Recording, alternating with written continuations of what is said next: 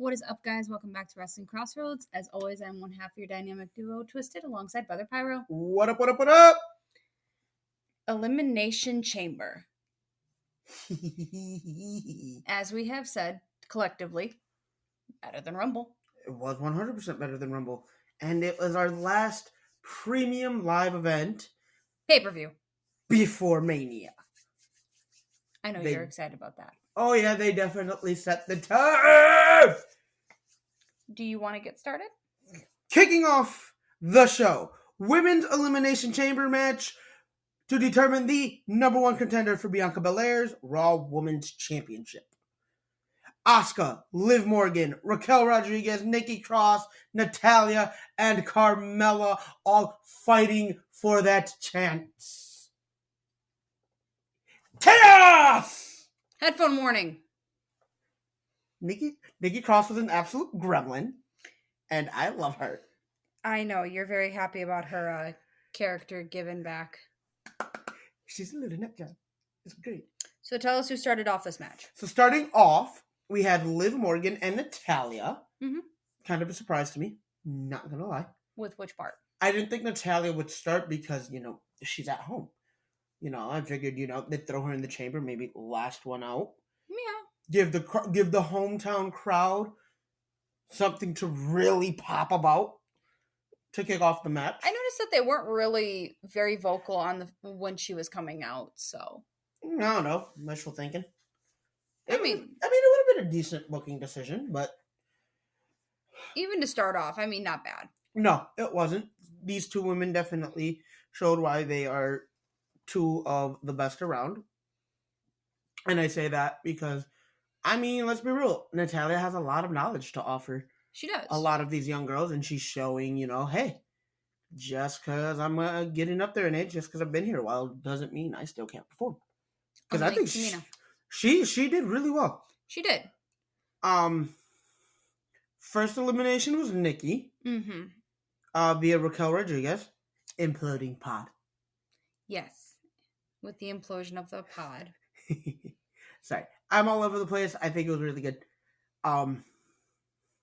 Ultimately winning out and punching their ticket to the showcase of the Immortals. Mm-hmm. Asuka. Not at all who I thought was going to win. No.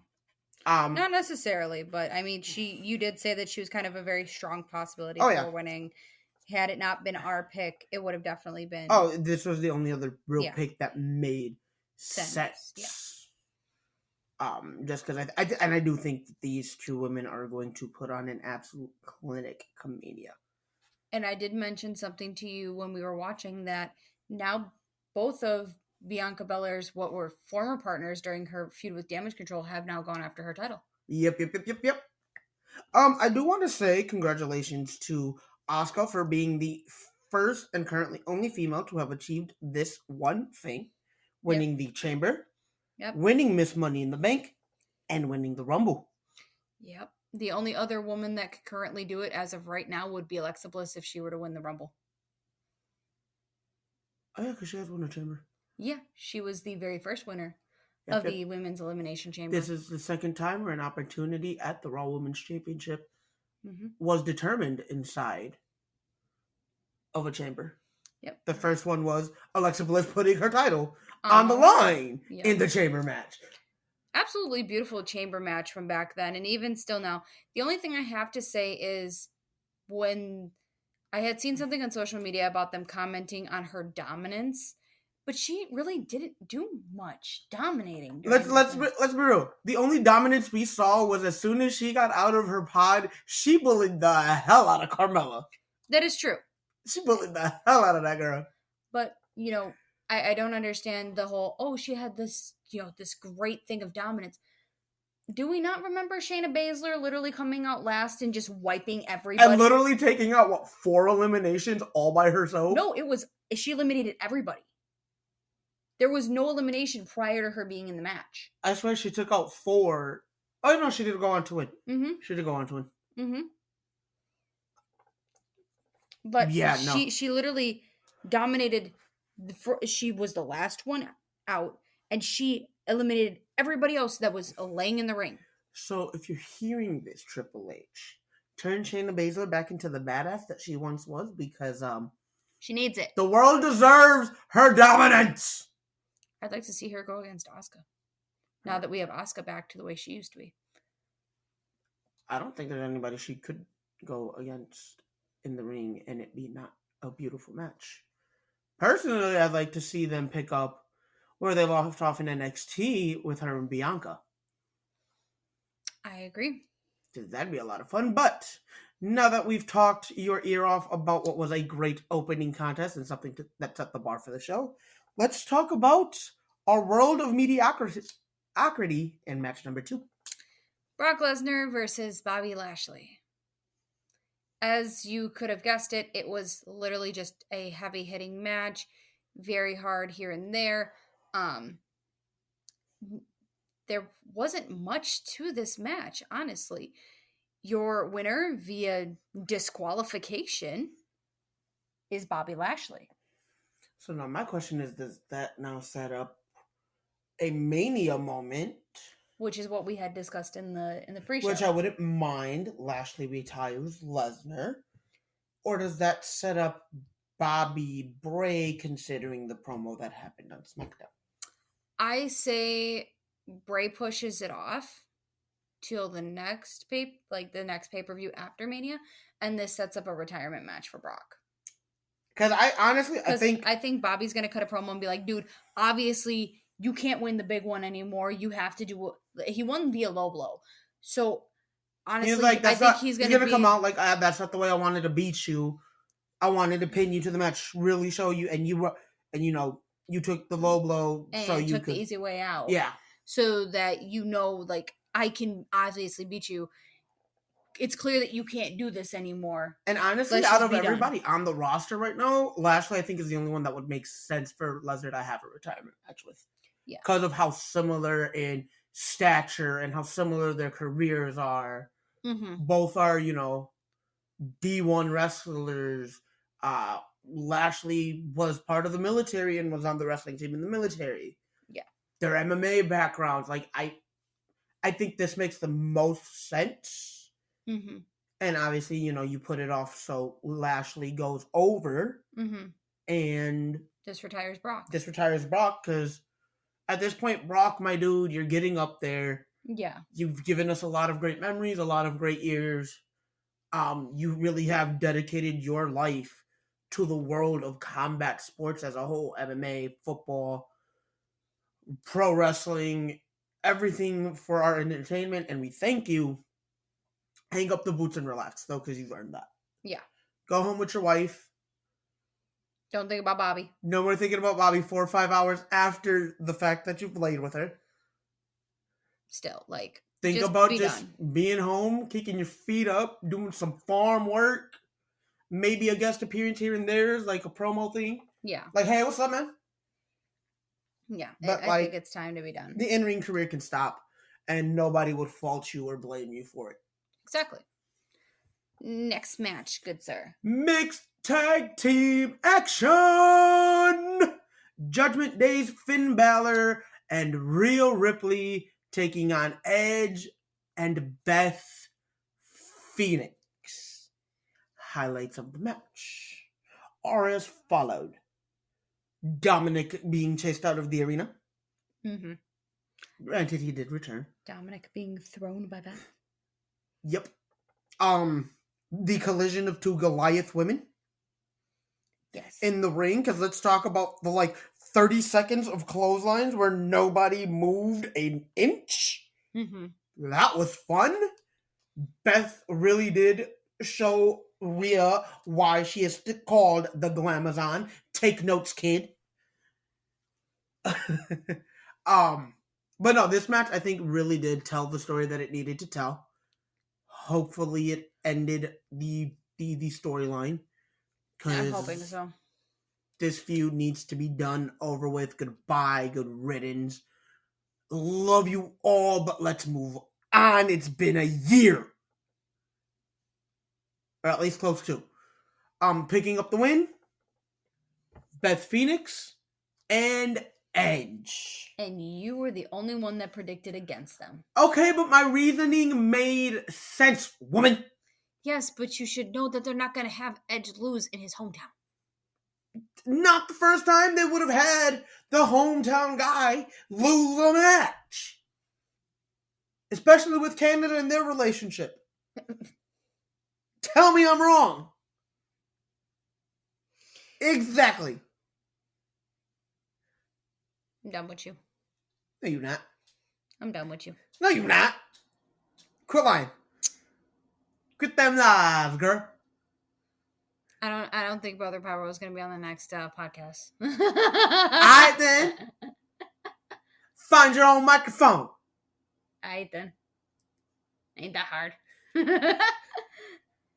can't kick me off. They just start together. Oh, yeah.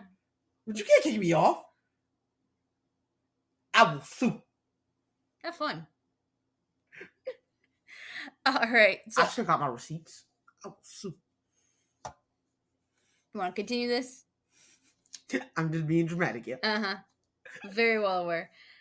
So after that, we walk into the Elimination Chamber match for the United States Championship. Austin Theory put his title on the line against Seth Rollins, Johnny Gargano, Bronson Reed, Damian Priest, and Montez Ford. I know you have a lot to say about this match. This match is great! Starting off with what? Gargano? Right? I genuinely cannot remember. I believe it was Gargano and Rollins. I want to say. Yes, Correct me if I'm wrong. Thank you. Again, them two starting off kind of caught me by surprise. Mm-hmm. Because, it's Seth Rollins. He was going to get a pop. Might as well have had him and get the bigger pop when he came out later on. But I am actually really surprised at a few things. Mm-hmm. One of them being the fact that no elimination occurred before all 6 men were involved in the match. Yes. So that one was a lot of fun. Got to see more chaos. Yes. Mm-hmm. Was it Bronson Reed was the first one taken out? Mm-hmm. And that one took everybody working together for like a second. Yes. Montez Ford definitely proved he's a in store. Triple H even tweeted it. Yes, because he forgot to say it during the press conference. Yes. Let's see. That whatever happened with Gargano during that bump coming off with the head scissor to Rollins off of the chamber. Yeah. I hope he's okay because it looked like he hit his eye on something. I don't know, from the angles that you had seen, it looked like he caught the edge of the chamber. But from the angles that I've watched, I think Priest grabs him in time and uses his hand as a shield, so it's probably more of Priest's finger getting into his eye. But more still, than anything. It sucks. It does, but I'd rather have a finger than a. Oh yeah, steel. no, I'm not. I am definitely not disagreeing with you. Yeah, but it sucks regardless. It does. Is the point I'm trying to make here. However, there wasn't any full factor injury that kept him from continuing the match. We thought that there was one. I think this was really good way. Everybody just was able to showcase a lot of their talent. And I think everybody got a great amount of time to really, really shine. Yeah. And I know there was a point where we were very concerned of Montez Ford. Yep. Leading into Final 3, which we called. Yes. Yes, we did. Which were? Montez Ford, Austin Theory, Seth freaking Rollins. Yep. I personally would have loved to have seen Montez Ford win the match because I think this man can solidify himself as a singles competitor. Think back a few months when he took on Roman Reigns for the Universal title on SmackDown. Mm-hmm. Granted, I think it's been a little closer to a year now.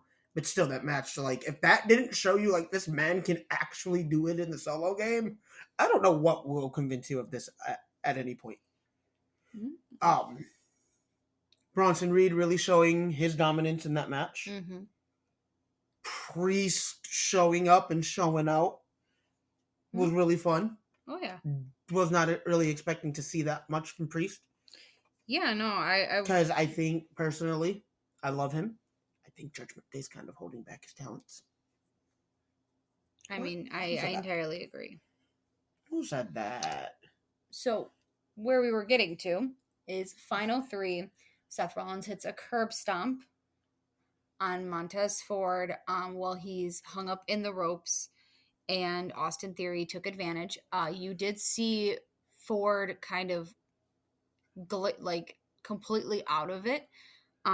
They had to ask for more refs and for A the couple medical doctors personnel. to be in. Turns out it was to mainly set up for the moment we saw and gave it set up and gave Logan Paul the opportunity to enter the chamber, hit a most glorious buckshot lariat on Seth Rollins while Rollins was because you can see the look of concern on Rollins' face with Montez. Mm-hmm. I think they really sold that injury angle well. Yes. Calling in all the extra staff, and as they're, trying to help him out or whatever, You see the you see the look of concern of like, man, I hope my fellow competitor's okay. So much respect to Rollins in the delivery of that, and to Rollins as a competitor. Hold on, I needed my ears to pop. Oh, you're all good. Oh, I totally get it. And then just that tells you a lot of who he is as a competitor, because like, had that been like an actual injury, the concern that he would have had. But you could also see that aside from the concern that he was looking to get a better angle at, possibly winning that title off of Theory. Yes, too. And and again, I think that was great to see. But setting up Logan to interfere with his plans of his ticket to Mania being the U.S. Championship, and ultimately costing him the match to give Austin Theory the chance to retain. So that's going to set up something for Mania. Yes. Austin Theory, your United States champion still. That was my pick. Thank you. Oh, shush, I don't want to hear it. I'm just saying, it was honestly a great showcase of talent, and I think that them setting up that moment and Theory still using it instead of, oh, hey, he's laid out, I can just go for the pin. I'm still going to do my own, punch my own ticket and, mark my own, put my own exclamation point on it to really seal the deal that this is mine to win or lose. Yeah.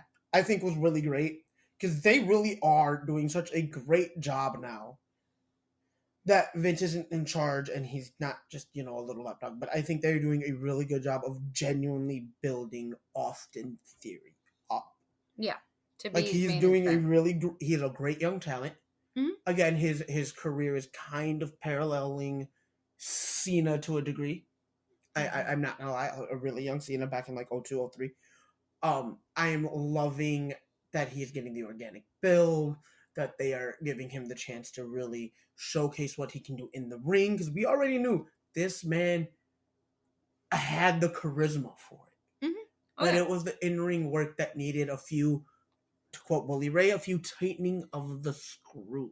Agreed. And those screws are being tightened every time he's out there now, and it's noticeable. Mm-hmm.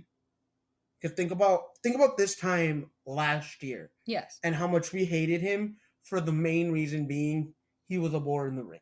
Yeah. Most definitely. You can tell, you can see the lack of experience for his in-ring work. Fast forward to where we're at now. We're not having that same complaints. No. We're really just getting pissed off at him because he's doing a great job of being the heel character that he is. Mm-hmm. I'd much rather hate somebody that's making me hate them because they're doing a good job of getting themselves the heat, than hate them than complain about them because they're missing something and not working on it.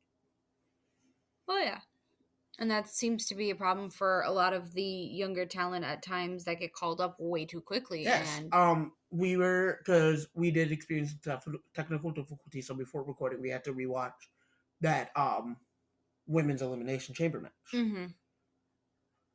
You said it, and I jumped right on board and agreed with you. Raquel Rodriguez is a prime example of all the potential, all the talent Mm-hmm. brought up way too quickly, and needs some tightening of the screws before she can really be that main event player in your women's division. Mm-hmm.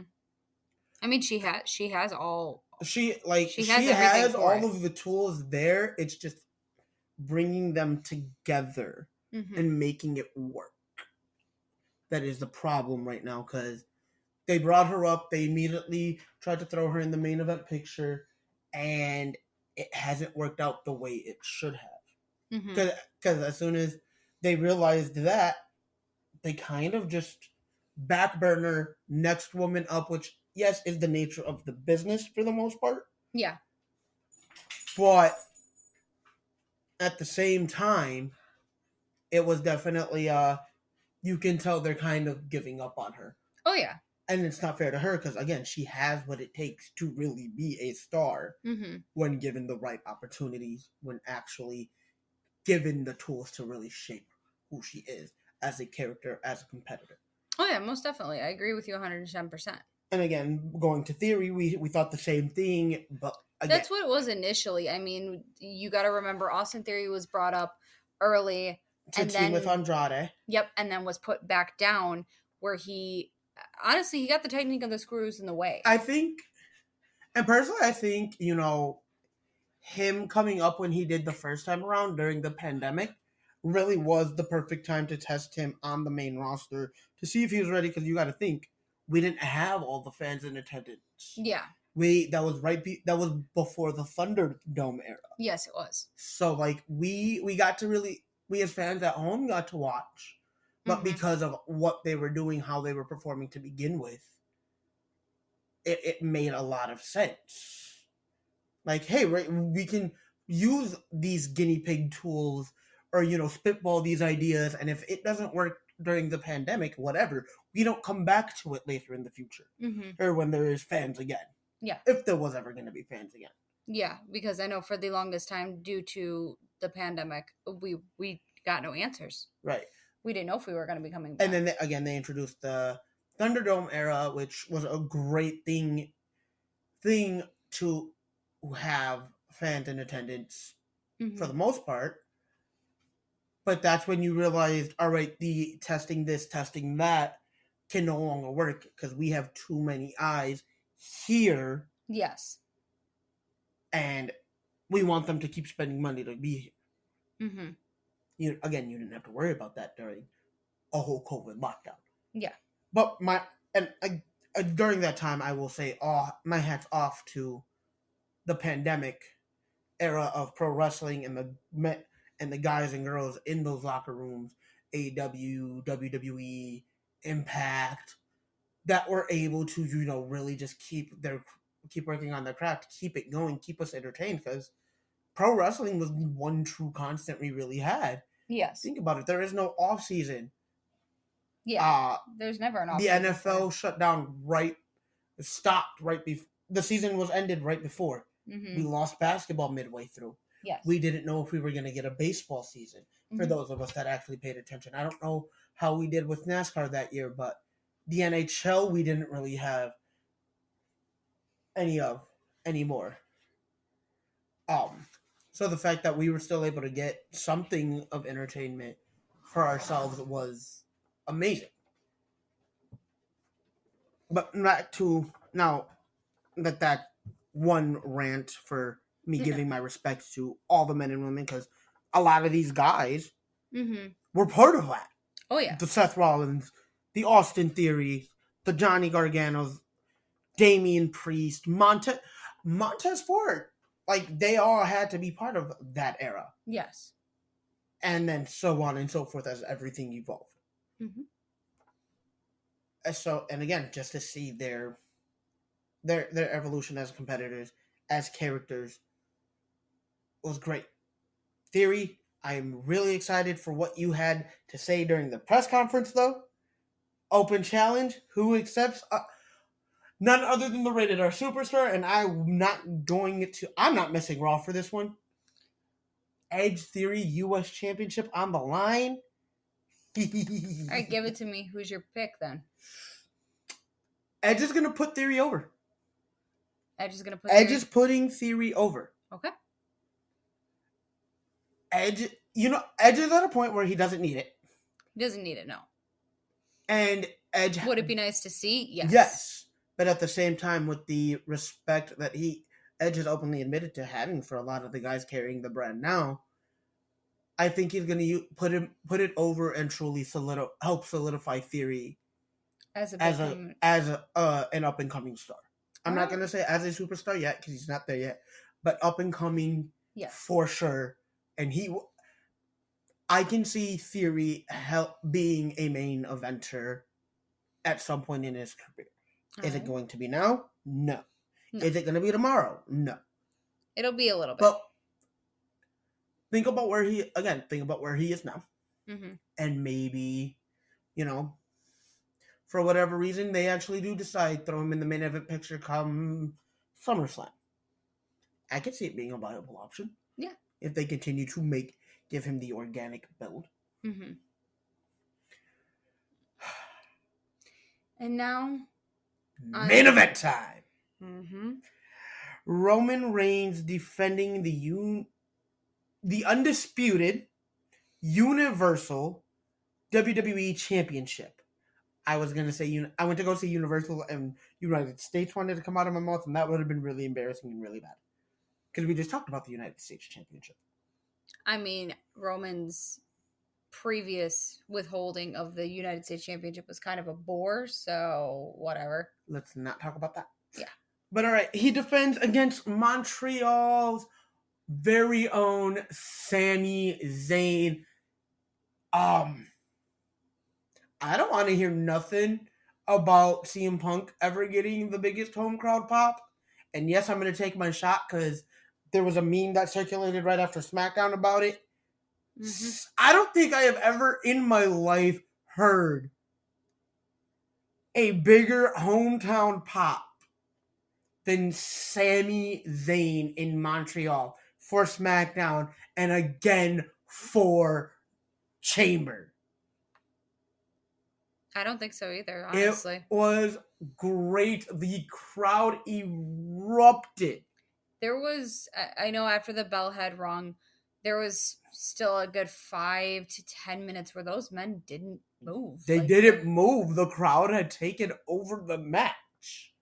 Mm-hmm. The crowd, in just their pure excitement and love for Sami Zayn, their hometown underdog, mm-hmm. was more than enough to get both guys to really sit there. You could still feel the intensity between the two. But you can tell they were soaking all of that in and appreciating that moment because those moments in the world of professional wrestling are oh so precious to everyone involved. Mm-hmm. Huge chance of F you Roman, by the way. Erupting the place really gave me that Cena walking into the ECW arena versus RVD. Go look that up because it's parallel. It is very much the same feel, and I loved every minute of reliving my childhood with a modern day match. I know you loved this match. It was very hard hitting. There were times where Sami really had a lot of defense, and it was beautiful. There was, I think it told a really great story. I hope it did. It came at the expense of 2 referees. I know. It came at the expense of of 2 referees, a Jimmy Uso, a Jay Uso. Let's break that down a bit. So the first referee is taken out. So before that, their storytelling, their back and forth, those so close calls on either end, they were hitting each other with everything that they had, and still unable to actually put the other away. That sense of doubt creeped in both guys' minds, and you can tell it by the expressions on their face. Like, what more do I have to freaking do? I think more Roman than Sami. You can still see it in Sami's face. You What could more see do it. I have to do to walk out Well, here's the thing. home Here's the thing. with the title? Is when it comes to the doubt, you have to remember that Sami, you knew that he was going to have doubts. He had doubts going into this. Why? Because Roman is in God mode and he has seen it. He's been there. He's heard everything. Whereas, flip side, Roman is soaking it all in and all on top of his ego that he thinks he's just going to hit his little moves and walk out, with absolutely no issue. He has no problem. Yeah, Sami Zayn decided to give you a big, excuse my language, explicit warning, big fuck you, Roman! Yes. Because that's all he gave you all match was two big old middle fingers telling you are not walking over me like you have everyone else. So I think that the doubt, creeping in was more on Roman than it was on Sami, because you could see that although Sami would facially express, like, I have my doubt, Sami was also like, dude, I got so close to this 3 count. I got so close, which means that the next one could be the 3 count. But let's talk about referee. 1 goes down. A little while later, here comes Jay. Mm-hmm. I'm sorry, nope, Jimmy. Mm-hmm. Jimmy came out first. Helped Roman beat down Sami. Out comes another ref. Still fails to pick up the 3 count. Yep. And the shock on Heyman's face, on Jimmy's face, on Roman's face, told the stories of themselves. It was great. After referee 2 goes down, here comes Jay. As Roman asks for the steel chair, Heyman hands him the chair. Jay pops up in the ring. Jay's in the ring and is just like, you're not hitting bro with this steel chair. I don't give who you are. Like, you can tell he is done with... At this point, if this doesn't solidify that the man is done with Roman, I don't know what does. Jay really stood in front of him and was willing to take that beating, that bullet. Takes the chair. You think... I did for a half a second once he grabbed the chair from Roman. Mm-hmm. Think, oh, he's going to turn on Sami. And then Roman was like, fine, you do it. Stood there. Very similar to how he did with Sami at Rumble. Mm-hmm. And I thought he was going to hit Roman. And I'm thinking, oh, is he going to hit Roman?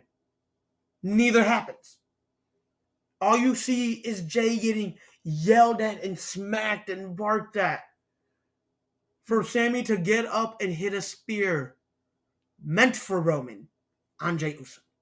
Because Roman had to just go and take a sidestep. And watch, they're going to try to pin that as Sami targeted you on purpose after you've helped him. They're going to try it. They're going to try it. Jey Uso, please hear me now. Be smart and realize that they is telling lies on his name. Because they're going to be lying on Sami Zayn's name. Because if Roman would have sidestepped that, he would have eaten that spear. Mm-hmm. Referee 1 gets back up. They're still going at it.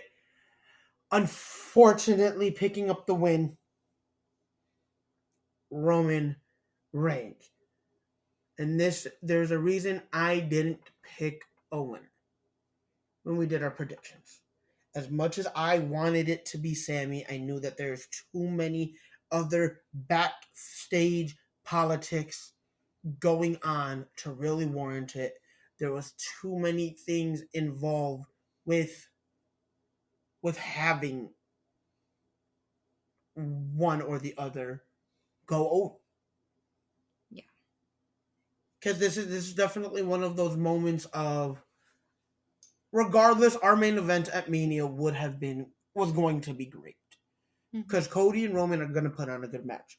Sami and Cody would have put on a great match. Yeah. However else they want to try to spin this in the coming weeks leading up to Mania, because we are 41 days away. Mm-hmm. I it is how they spin it, but that main event is now protected. Yes. Roman is protected as champion. Cody is protected as challenger. So we now guarantee that is your main event. Again, what they do with Sami and the other, anywhere else, We'll see in the in weeks to between, come. we'll see. Post-match, Yes. beat down Jimmy and Roman on Sami. Out comes Kevin Owens. You showing up late, SOB. You couldn't have showed up 10 minutes sooner than what you did, bro. 10 minutes sooner, and he would have had even more of a fighting chance. You suck. But he comes in, he's, helping his friend. Yeah. Because I don't know if they are friends again after all of this. I don't know. I mean, could there be some reconciliation? Yes, but he comes cleaned out. house. He cleaned house. I love the pop up power bomb through the announce table. I miss his pop up power bombs. He doesn't do them as often, but I think that's why I appreciate him even more now. Yes. Than I used to. Yes. I mean, even then, I personally used to love him. He helped set Sami up at the end there for a final Palooza kick, and I think that's the statement of, I'm not done with you. I personally think that is Sami's way of saying, Roman, I'm not done with you. Because Sami had him beat. At one point after referee number 2 went down, you had that man pinned for like 12. I mean, would I love... Do I know that this isn't going to happen? Yes. Would I love to see the fact that Sami calls out Roman, Roman comes out, Sami challenges for a singular title and beats him for it? I'd love to say that I see that. Because then it means that there's one title going into Mania, which is something we've wanted, and it's the WWE title, which means that's the title that Cody wants. Again, or my secondary thing, which I said on the pre-show, is they'd make this a triple threat. Either Cody or Sami wins. I'd much prefer Cody to be the one to get the pinfall, because then Cody can go, here's the Universal Championship. I just wanted the WWE. So plot twist. Mm-hmm. I'm going to go along that triple threat idea. Sami and Cody pin Roman at the same time. Triple H comes out and is like, well, I can't really have both of you be... I can, but I can't really have both of you be the winner of the one match. So how about this? And then that's when we get the title split as well. I'd be for it too. Very much like earlier in the night we got, what was it? Asuka and Carmella both pinning Raquel. Dual pinning Raquel to ensure that, they got the 3 count and Raquel out of the match. I wouldn't mind seeing that, because then in a way it really does help protect everyone. Yes. Because then Roman can come out, oh, I lost the title, but it took the 2 of you to do it. All right.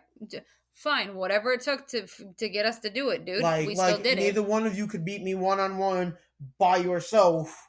So you know what? I want to come after one of the titles. I want a rematch for one of these titles. And then we have a nice, setup for the next pay-per-view. Exactly. I would really love that. I would 100% love that. Well, I'm sorry, but we don't book storylines. A lot of our storylines would make sense. But then again, nothing storyline-wise about Chamber didn't make sense. No, I totally agree.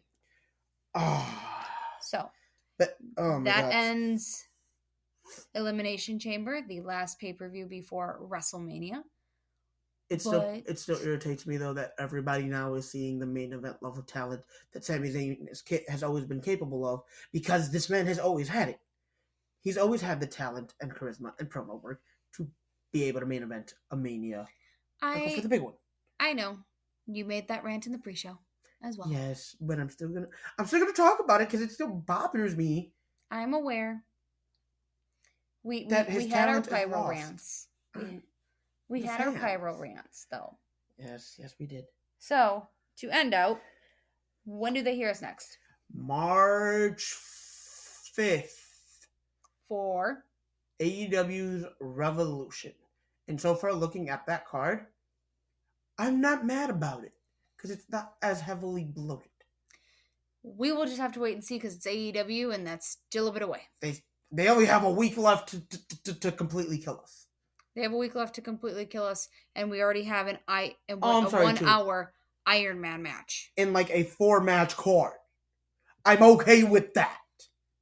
They have 2 weeks left to kill us. You know they're going to do it. Now, just wait. Now, if they give us that Iron Man match and, we have like 18 matches on the card, I think I'd quit. At that point, I don't know if we'd come at you for that episode of Wrestling Crossroads. Yeah. I cannot promise anything. Yeah, no. All right, guys. Well, that is the end of that. We will see you next March 5th. Hope you have a good night. Later, y'all.